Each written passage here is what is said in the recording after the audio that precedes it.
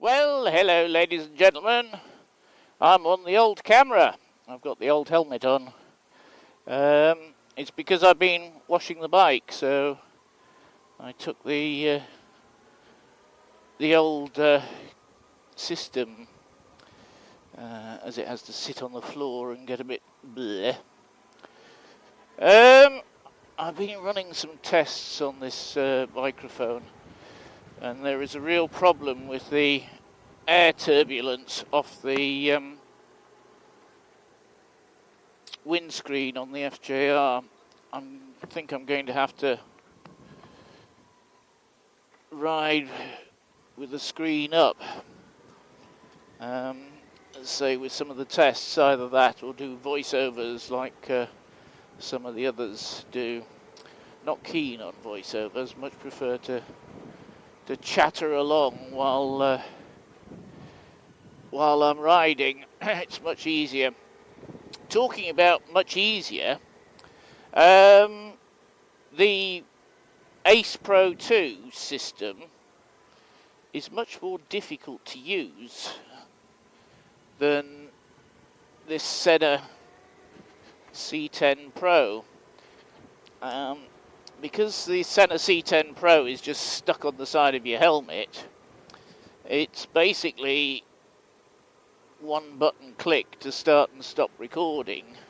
It's there all the time. It's just so much easier. Now it could be because I've got muscle memory for where all the buttons are, I don't know.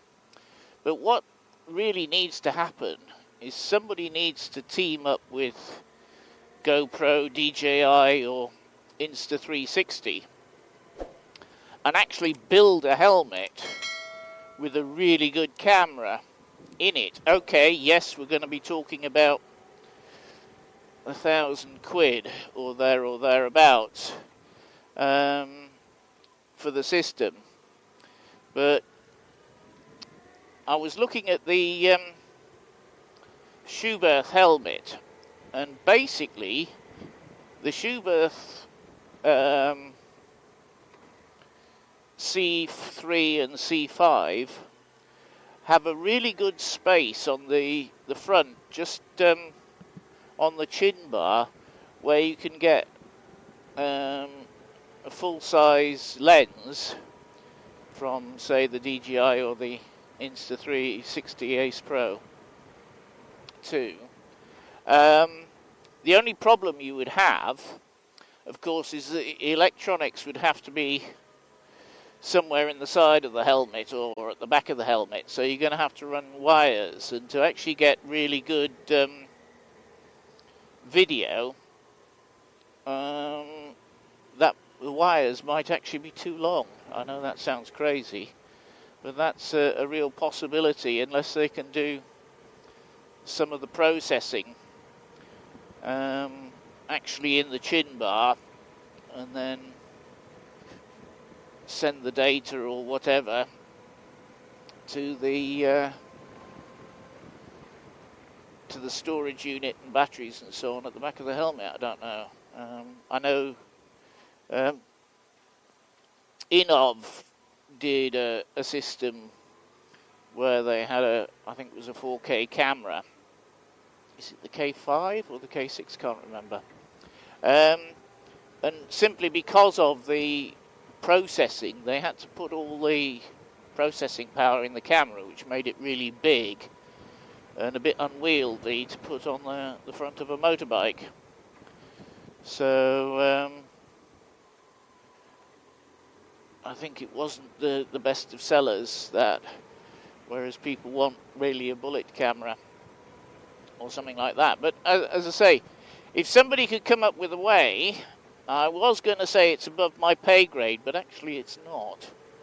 I just need to actually sit down and dissect a couple of cameras and a helmet and so on, and I could probably come up with a system. Now, whether or not it would pass the ECE testing is a different matter. I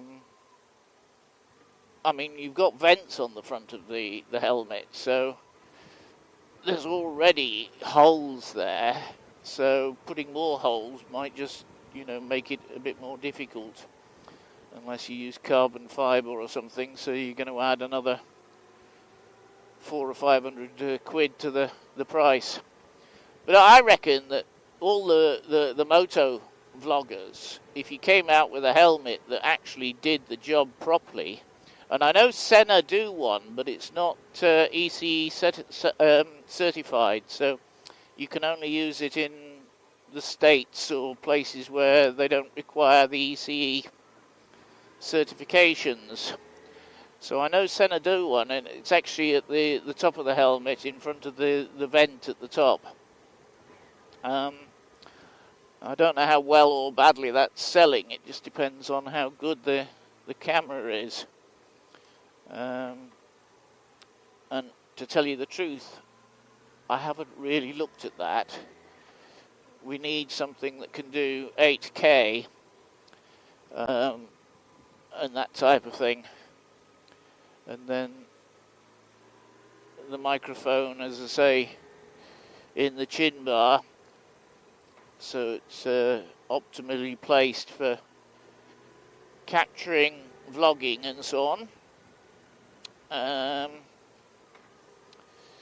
But yes, I was just thinking about that, as I say, when I was putting this helmet on, because it's permanently attached to the helmet. It's just so much easier to use. I mean, I just press the on-off button. You have to turn the camera on, but once you've turned it on, you can just tap well, I say tap, you've got to hold it down for 2 seconds. The record button to start recording, and another 2 seconds to stop recording, if you so wish. As I say, if they came out with an 8K camera with good stabilization, Sena, are you listening? I'd buy it. I would. I would definitely buy it. Right, as I say, I've been testing the microphone, and basically it's the wind coming off the screen, the turbulence off that, which is causing most of the problems. And as I say, the only way to fix that is to raise the screen, which I don't really want to do. I only use it if it's raining or if it's very cold, or both. So I prefer the screen down like it is now. As I say, having ridden sports bikes and bikes without a screen for so long, as I say, my 𝗪𝗵𝗶𝗵𝗵, it was usually always in the low position, except for when it was really cold or raining hard, and then that was a manual adjustment, which was a bit of a pain, actually. You could do it one-handed, but you had to keep the mechanism all greased. Anyhow, I'm rambling. Well, that's why it's called Rider Ramblings, isn't it? I'll get back to you with the results of the microphone tests. As I say, they're not going too well with the screen down. With the screen up, they're fine on that, but yeah. Okay, please like, comment, share and subscribe, and I'll see you next time.